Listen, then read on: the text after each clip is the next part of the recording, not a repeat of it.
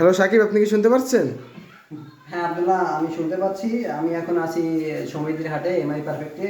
এটা একটি উন্নয়নশীল সেলুন। আমরা এখন কথা বলবো, এখানে ফেসিয়াল নিচ্ছে একজন ছেলে, তার সাথে আমরা আসলে কথা বলবো যে সে আসলে এখান থেকে সার্ভিস নিয়ে কীরকম অনুভূতি তার, সেগুলো আমরা জানবো। ভাই, আপনার নাম কি? আরিয়ান সাকিব।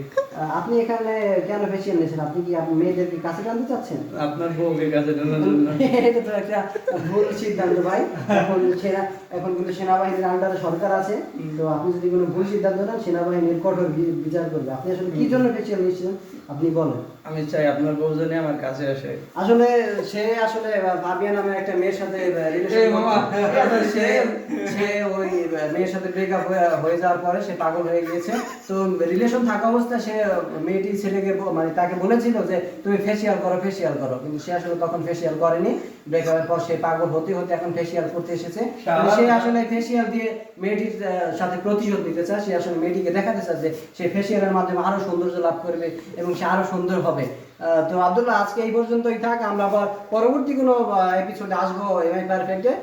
ধন্যবাদ।